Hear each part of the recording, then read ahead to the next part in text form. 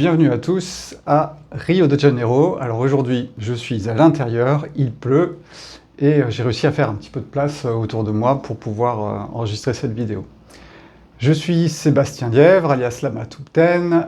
Je fais partie du temple bouddhiste à Genche da Praia qui est en train de prendre son essor à Rio de Janeiro et qui vous propose aussi des formations, que ce soit de la gnose bouddhiste ou de la psychologie bouddhiste.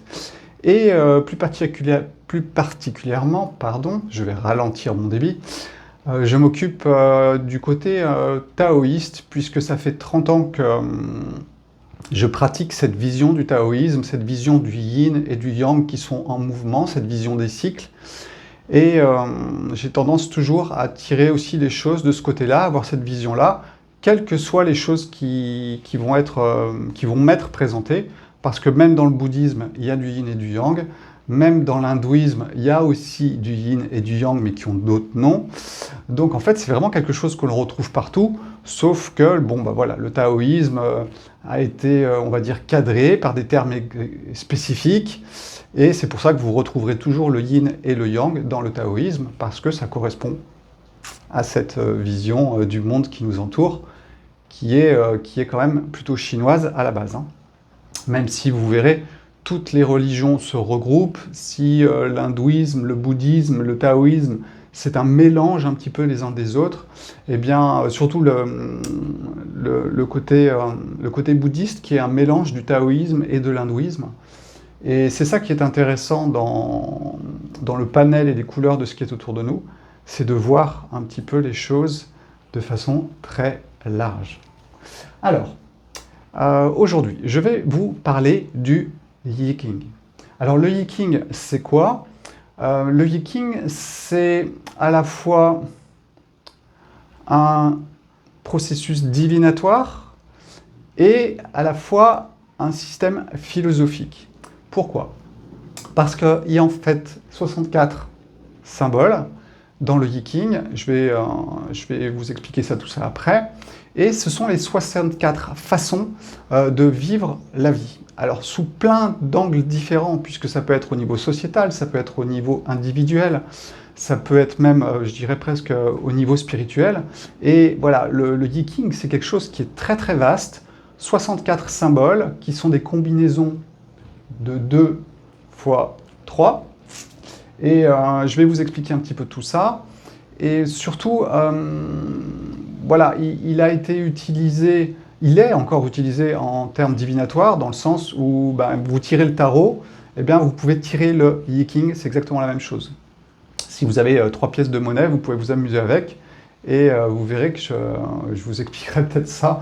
On peut tirer le Yiking avec des pièces de monnaie, par exemple. Il y a un côté pile, il y a un côté face, il y a un côté yin, il y a un côté yang. Alors, surtout le Yiking, pour moi, c'est une magie de la vie, c'est de la poésie aussi, parce que derrière les 2 symboles que l'on va utiliser, le yin et le yang, eh bien nous allons construire le monde. Et le taoïsme, c'est aussi ça, c'est construire le monde à partir du yin et du yang, c'est-à-dire que 1 a créé 2, la polarisation, qui va créer toutes les choses. Toutes ces choses, ce sont toutes les couleurs du vivant, que ça soit ce qui est sur Terre, ce qui est sous Terre, ce qui est au-dessus, et tout ça serait, voilà, c'est la vision taoïste, vraiment, une vision où il y a ces 2 forces qui entrent en jeu, qui vont créer toutes les couleurs, que ce soit les 4 éléments, voire 5 éléments, et voilà, tout ça est imbriqué les uns dans les autres, et c'est très intéressant. Toujours, je vous réinvite à une grande simplicité, c'est pour ça que j'ai tendance toujours à retirer les choses du côté du yin et du yang, parce qu'on joue qu'avec 2 choses. Non pas que le reste n'est pas une vérité, mais simplement, quand on revient vers une plus grande simplicité, je trouve, du moins c'est ce qui me correspond sûrement, eh bien, je m'en mêle moins les pinceaux, c'est beaucoup plus clair, et le jeu est beaucoup plus facile, si je peux dire. Donc, je vais commencer par vous raconter une jolie histoire. On va fermer les yeux et on va se retrouver 3000 ans avant Jésus-Christ. Alors, 3000 ans, plus ou moins, je ne sais pas. L'important, c'est de comprendre que nous sommes en Chine, qui n'est pas encore la Chine, et donc dans un temps qui est préhistorique, préhistoire de la Chine. Et nous avons un homme qui sort d'une tente, la nuit est tombée, et comme tous les soirs, il monte et il va sur le sommet de la colline qui est à côté de son camp, de son village. Et il va observer les étoiles. Cet homme, c'est Fu Yi. Fu Yi est un grand chef qui a dirigé son peuple à travers l'Asie, à travers les plateaux, et il va terminer sur les plateaux de la Chine. Et ce grand homme qui a su guider les autres, qui a su les guider à travers une paix stable, à travers une organisation, et il s'est entouré de personnes qui avaient des capacités aussi à comprendre, à voir les fonctionnements des étoiles, des animaux, des plantes, et ils ont énormément réfléchi à ce qu'il se passait autour de nous. Et puis, un jour, une chose apparaît en lui, qui est d'observer le monde, non pas sur toutes ses couleurs, mais surtout dans ses deux possibilités d'agir. Et il va toucher le jour et la nuit. Cette succession d'une chose après l'autre. Il va toucher le mouvement des étoiles, qui vont aussi créer un cycle. Il va toucher la vie d'un être humain, dans son cycle, sa naissance, sa mort. Et il va essayer de le représenter. Il va le représenter de quelle façon? Eh bien, il va le représenter en les nommant, ce qui est déjà s'éloigner un petit peu de la chose, mais c'est pas grave, il faut bien nommer les choses. Et il va l'appeler Yin, et il va l'appeler Yang. Donc, je vous incite à regarder la vidéo que j'ai faite sur le Yin et le Yang physique, puisqu'en fait, vous aurez vraiment toutes les connotations, les exemples, surtout reliés à l'alimentation, du Yin et du Yang physique. Et voilà, il comprend qu'autour de lui, ces deux énergies sont en mouvement et sont caractérisées par quand même des capacités bien spécifiques. Le Yin, c'est le froid. Le Yin, ça va être la flexibilité. Le Yin, c'est aussi l'hiver. Le Yin, ça va être aussi la lune. Ça va être le côté féminin. Et le Yang, ça va être le côté masculin. Le côté plus rigide. Le côté moins aqueux. Le côté plus dans l'action. Le côté plus sec. Et donc, il va voir autour de lui les choses en mouvement avec ces deux énergies qui bougent. Le Yang, c'est aussi l'énergie de la contraction, là où le Yin est l'énergie de l'expansion. Et donc, il va essayer de le mettre sur le papier. Et donc, à l'époque, il n'y a pas vraiment de papier sous la main, il va surtout utiliser un bâton. Il y aura un bâton plein et un bâton avec une encoche. Ce bâton plein, ça sera le Yang. L'encoche, qui montre l'ouverture, ça sera le Yin. Ce que l'on va représenter ensuite avec deux traits. Le Yang, le trait plein. Le Yin, le trait vide. Vous allez voir, parce que toute la vie est basée là-dessus, et on va s'amuser avec le triangle de Karpman, je ne vous l'ai pas dit, pour prendre des exemples vivants et de tous les jours. Avant, on passera aussi par les saisons, et vous verrez comment le Yin et le Yang peuvent se mettre les uns l'un dans l'autre. Donc, il va utiliser deux bâtons, un qui représentera le Yang, et un qui représentera le Yin. Et ces deux bâtons, si on les met l'un au-dessus de l'autre, eh bien, nous pouvons avoir une, deux, trois, quatre possibilités. Ces quatre possibilités, elles sont là pour montrer la succession des choses. Et quand il regarde l'espace autour de lui, eh bien, en fait, il voit le ciel et il voit la terre.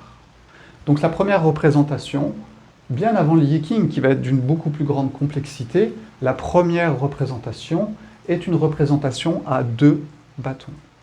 Ces deux bâtons, c'est par exemple quand les deux sont yang.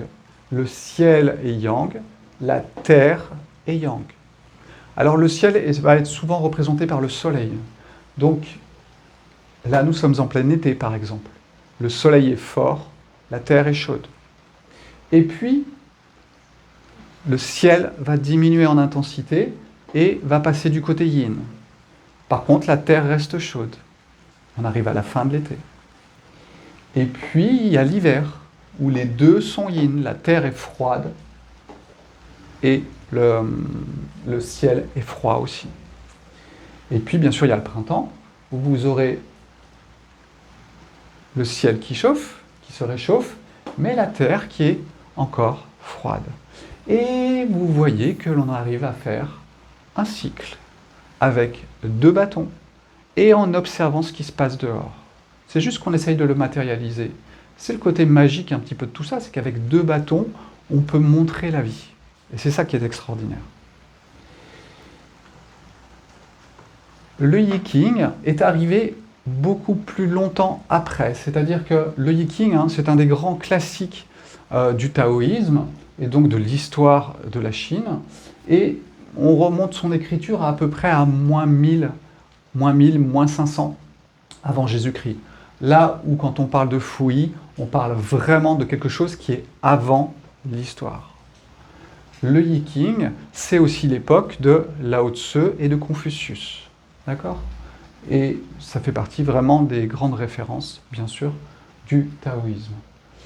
C'est d'une grande complexité. Donc c'est pour ça que je vous donne la simplicité. Et ensuite, si vous voulez vous amuser à rentrer dans la complexité, vous pouvez y aller. Mais c'est un labyrinthe énorme, en fonction de ce que l'on veut voir, en fonction de plein de choses, en fonction du positionnement. Tout peut changer et tout peut être en mouvement. Nous avons commencé avec la plus grande simplicité. La plus grande simplicité, c'est les prendre un par un. Mais on sait qu'ils sont ensemble. Donc on les met ensemble. Et la plus grande simplicité, c'est de partir de ces 4 symboles qui vont être ici. Et puis, Fouille regarde et il voit le ciel, il voit la terre, et il voit tout ce qui est entre les deux. C'est-à-dire tout ce qui est vivant, quelque part. Les animaux, les êtres humains, les plantes. Et alors, on va pouvoir s'amuser à rajouter une composante. Et nous allons tomber sur les 3 successions du yin et du yang. 3 bâtons pour symboliser le monde vivant avec le ciel, la terre et les êtres qui sont au milieu. Et nous pouvons aussi encore raconter une jolie histoire sur, par exemple, la vie d'une année des êtres vivants à un endroit. Alors, dans le cas précisément que je vous ai donné, cette histoire, ça va être une histoire un petit peu comme en France, dans un pays qui est relativement tempéré, avec des hivers froids et des étés chauds. Comme ça, on va bien avoir toutes les possibilités et vous allez pouvoir comprendre comment, en fait, la vie s'organise grâce au yin et au yang. Nous allons commencer. Quand la terre est froide, les hommes sont en inactivité. Je vous rappelle que l'activité, c'est le yang, l'inactivité, c'est le yin. Donc ils sont au repos, en recharge d'énergie quelque part. Et que le ciel est yin, nous sommes ici, nous sommes tout en bas, nous sommes en plein hiver. Le ciel est yin, les êtres vivants sont yin, rien ne bouge, tout est au repos, tout est même en recharge. Et la terre est froide. Le solstice d'hiver passe et le soleil commence à monter dans le ciel. Et vous avez le soleil, donc le ciel, qui passe du côté yang. Par contre, les êtres humains sont encore au repos, les êtres vivants sont encore au repos, et les végétaux, ils sentent l'énergie, mais ils sont encore au repos. Et la terre, bien sûr, est froide. Mais le soleil a commencé à arriver. Nous sommes à peu près au mois de janvier. Puis nous passons février, mars. Et là, qu'est-ce que se passe-t-il? Le soleil monte encore en puissance, donc le ciel est toujours yang. Les êtres vivants commencent à se réveiller, commencent à faire un petit peu le ménage. Quand je vous parlais un petit peu dans la vidéo sur le petit déjeuner et tout ça, c'est vraiment comprendre ça. C'est que le corps se remet en mouvement le matin. Ce qui se passe dans le grand se passe dans le petit. Ce qui se passe dans une vie se passe dans une journée, se passe dans une année et se passe sûrement dans un cycle stellaire. Donc, il faut à chaque fois comprendre que tous les cycles se retrouvent les uns dans les autres. Et ça, c'est très intéressant. Donc, le soleil chauffe, les êtres humains, les êtres vivants se mettent en mouvement. Par contre, la Terre est encore froide. Donc, nous avons bien le symbole du yin. En bas, la Terre est froide. La Terre va commencer à se réchauffer. Nous avons bien le ciel chaud. L'être humain, les êtres vivants en mouvement, et de plus en plus, et la Terre qui s'est réchauffée. Nous sommes à peu près au mois de juin, peut-être juillet. Juin, sûrement. Nous sommes au maximum du yang. Arrive le mois d'août. Le mois d'août, le ciel est toujours yang. La Terre est encore très chaude. Et les êtres vivants sont pris entre les deux. Donc, ils passent dans une forme de repos. Parce que quand on va trop dans l'extrême, il y a un moment où il faut se rééquilibrer. Et ce rééquilibrage, ce n'est pas la Terre qui le fait, ce n'est pas le ciel qui le fait, c'est les êtres vivants. Regardez comme quand il fait très très chaud, en plein été bien passé, eh bien les êtres vivants se mettent un petit peu en repos. Parce que s'ils sont en activité, ils passent en suractivité. Donc c'est pour ça que je me suis amusé à mettre ce symbole ici. Attention, tout ce que je vous raconte, vous pouvez le trouver dans un livre, mais le plus important, c'est de le découvrir par vous-même, d'essayer d'y réfléchir par vous-même, de repartir de zéro. Je vous rappelle que chez les Japonais, l'art de faire les choses était l'art de partir de zéro, et non pas de partir de toutes les connaissances empruntées à quelqu'un d'autre et de devenir un phonographe. Donc la connaissance, c'est vraiment une naissance à l'intérieur. Et tout ce que l'on enseigne en gnose bouddhique, eh bien, ce qui est très intéressant, c'est surtout d'aller en soi et d'aller sentir si ces choses-là qu'on nous raconte sont vraies ou pas. Alors, quand c'est un petit peu subtil, c'est pas toujours facile à sentir. Quand on est dans le monde physique, je peux vous dire le yin et le yang physiquement. Je peux vous faire sentir dans votre corps, votre foie, vos poumons, si je vais utiliser les aliments et notamment les carboniser. En plus, vous mettre dans une voiture. Voilà, allez voir cette vidéo parce que j'essaye d'expliquer un petit peu tout ça. Et donc ça, on peut le sentir fortement. Par contre, quand on est sur le côté un petit peu plus psychologique, il faut vraiment que le mental et que l'ego soient plus là pour qu'on sente directement les choses. Mais c'est possible. Et c'est alors là que vous devenez l'étudiant de la vie et non pas l'étudiant d'un maître. Et vous pouvez sentir la vie en vous avec ces mouvements. Donc, nous sommes au mois d'août. Je l'ai placé là, ce symbole. Je ne sais pas, je n'ai même pas regardé dans les livres. C'est ce que je ressens. La terre est chaude, le ciel est chaud, et moi, je suis en repos parce que je ne peux pas monter en température. Arrive septembre. Le soleil est déjà bien descendu. Le soleil, le ciel passe du côté yin. Les êtres humains sont encore en activité et je dirais les végétaux, tout ça, sont encore aussi bien en activité. Le ciel est yin. Les êtres humains commencent à se dire que j'ai bien donné mon énergie et maintenant je regarde un petit peu ce qui se passe. La terre est encore chaude. Nous sommes au mois d'octobre. Et ça va être l'heure des récoltes. Je vous rappelle que les châtaignes, les pommes, tout ça, c'est vraiment après l'été.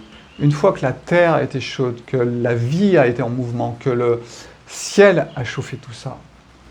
Et nous arrivons, voilà, mois d'octobre, fin octobre, aux récoltes.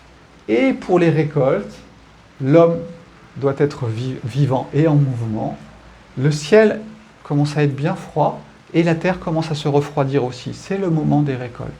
Voilà, ça c'est encore un symbole que j'ai mis là, juste, je sais pas, par intuition, par ressenti.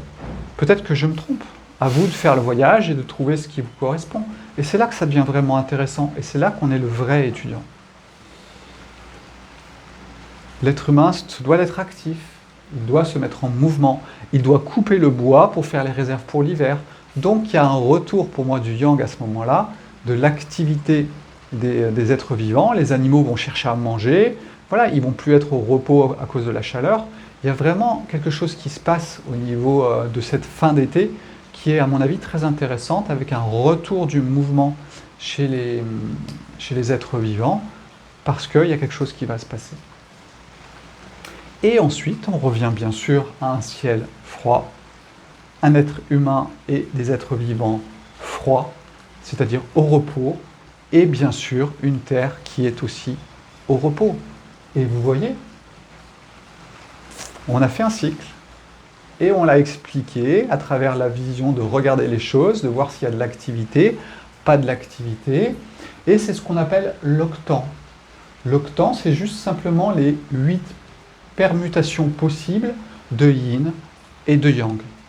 Et ça vous donne un cycle.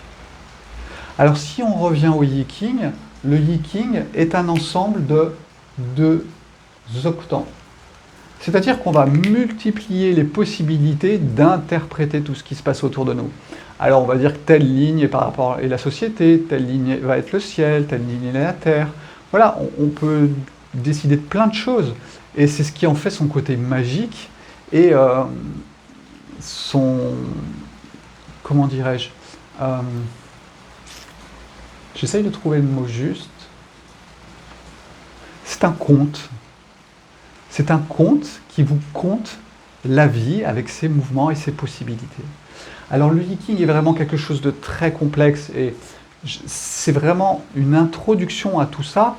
Et d'ailleurs, si vous voulez vous amuser à aller dans le Yi-King, allez-y. Mais si vous n'avez pas intégré ça, vous utiliserez le Yi-King d'une façon, je dirais, programmée. Parce que c'est toujours votre instinct-intuition qui doit être là pour vous guider vers la racine de chaque chose. Et la façon dont vous allez vous positionner, bien sûr, vous montrera les choses de façon très différente. Et c'est ce qu'on va s'amuser à faire avec le triangle de Karpman, puisqu'en fait, on va retrouver aussi nos 3 lignes. Donc c'était très drôle parce que Pascal, dans ses cours, parlait du triangle de Karpman. Et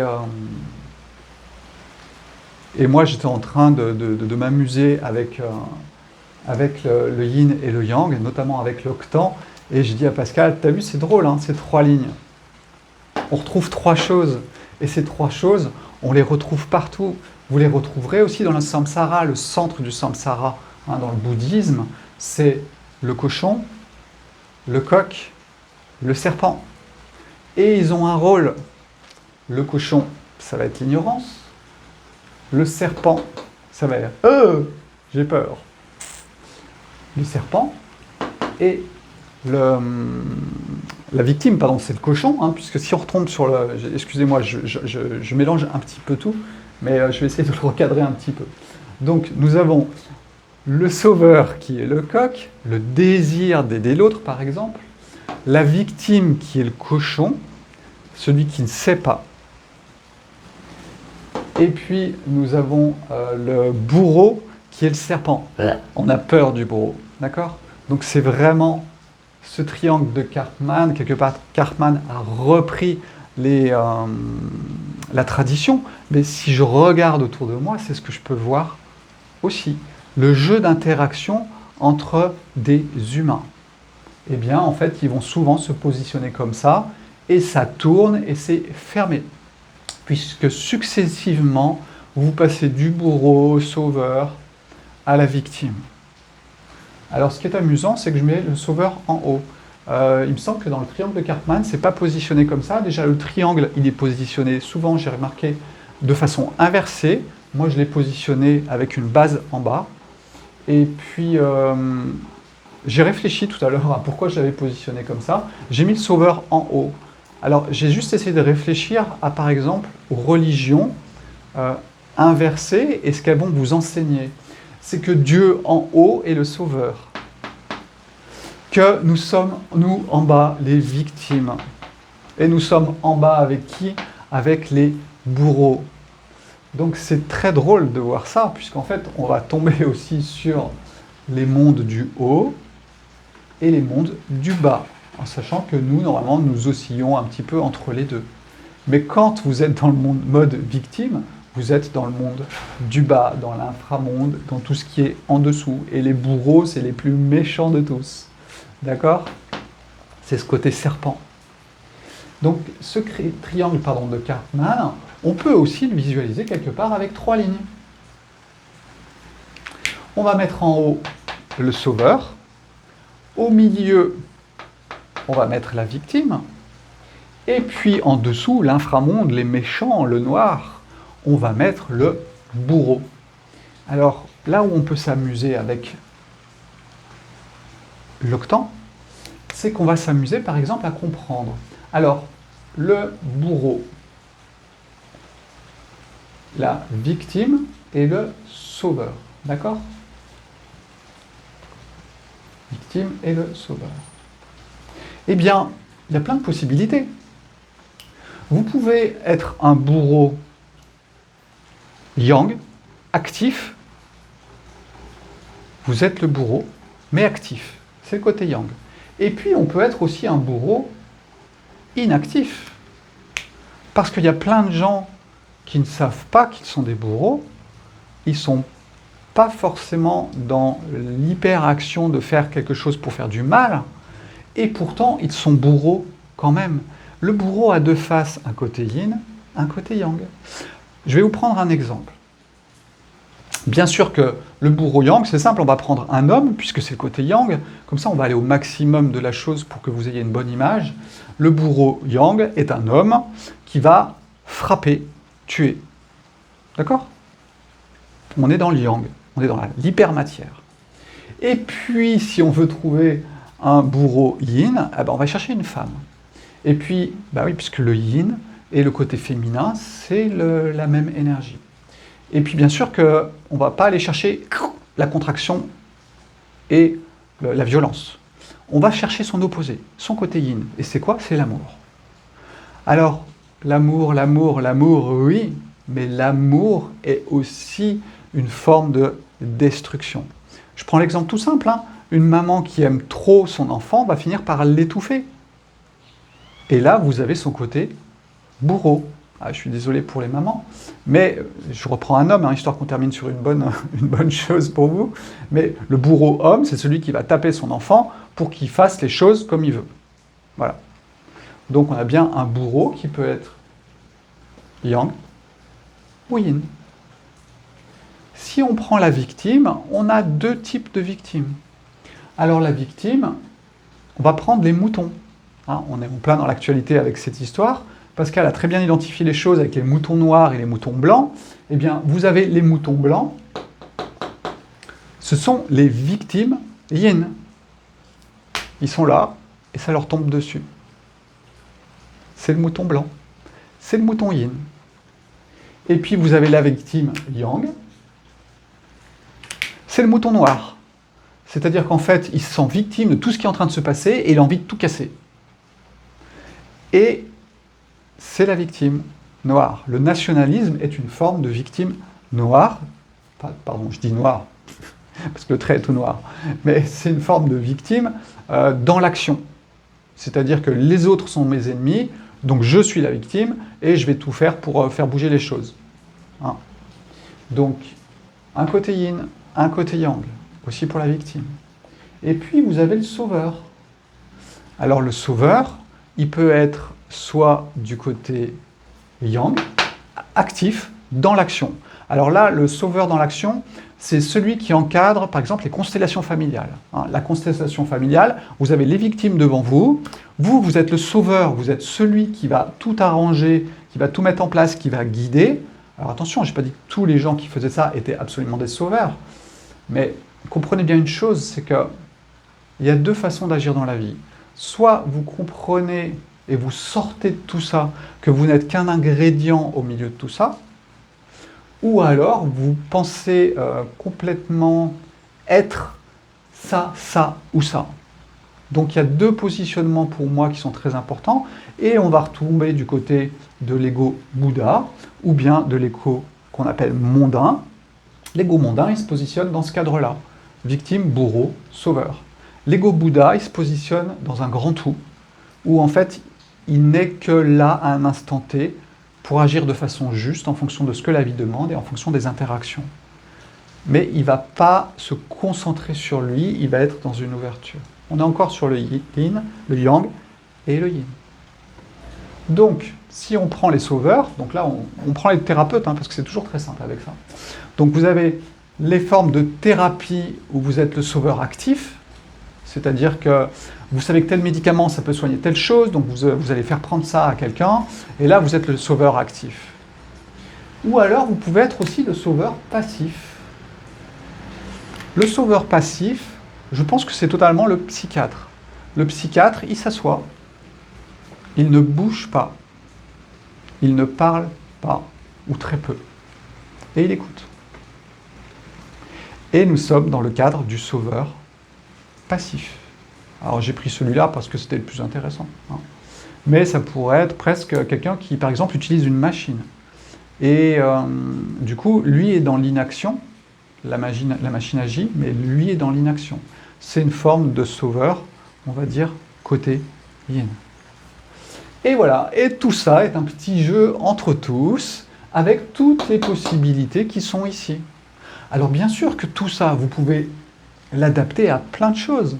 Vous pouvez l'adapter à la politique, à un dirigeant d'un pays, au peuple, et puis, je ne sais pas moi, ce qu'il pourrait y avoir dessous.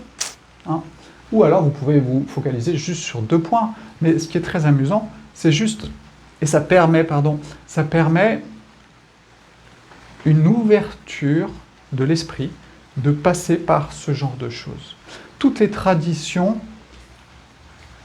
et ça c'est raconté dans l'histoire de Fouille, c'est-à-dire que les personnes qui vont être autour de lui vont être des personnes vraiment qui vont être dans cet instinct intuition, c'est-à-dire que du côté bouddhiste, on dirait la clarté, on dirait l'omniprésence, c'est-à-dire le fait de se projeter dans quelque chose et d'en sentir tout ce qu'il est.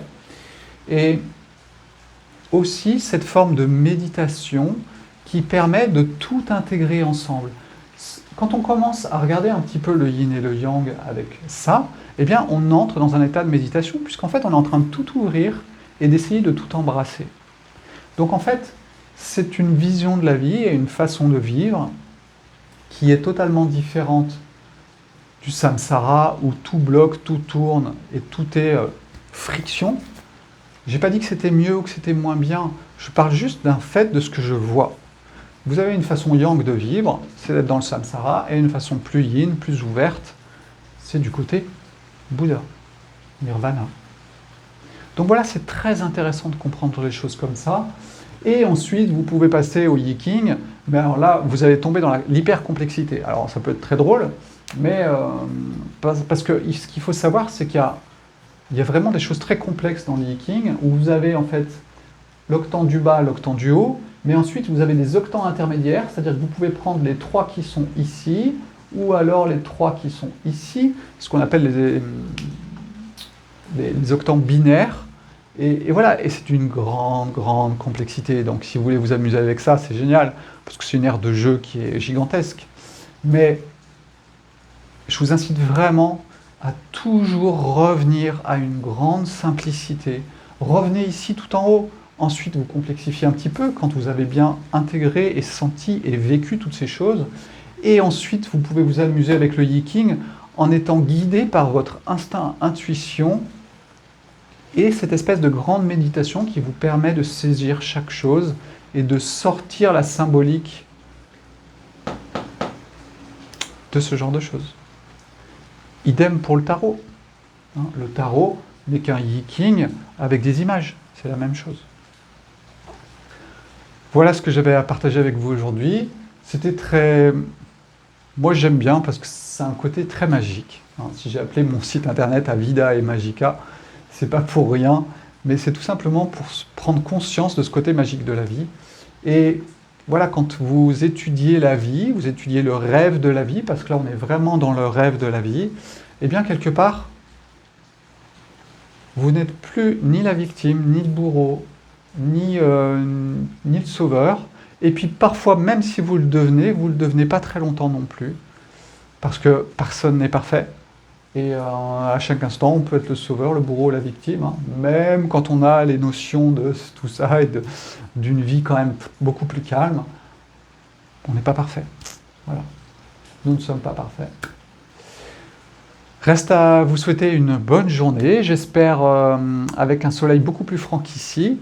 Et puis voilà, je vous dis à bientôt pour sûrement une conférence que je ferai sur une vidéo, pardon, sur l'écologie, puisque bien voilà, il y a à peu près 20 ans, 2004, oui c'est ça, presque 20 ans, j'ai fait une maison tout seul comme un grand, avec mes petites mains, et donc j'ai fait une maison en rondin, en utilisant la forêt, en étant complètement indépendant du système, et voilà, j'ai mis 2 ans à la faire, et vous verrez que je vais vous parler un petit peu de l'écologie, reposer un petit peu les choses, et voir où on en est aujourd'hui. Parce que 20 ans après, que s'est-il passé?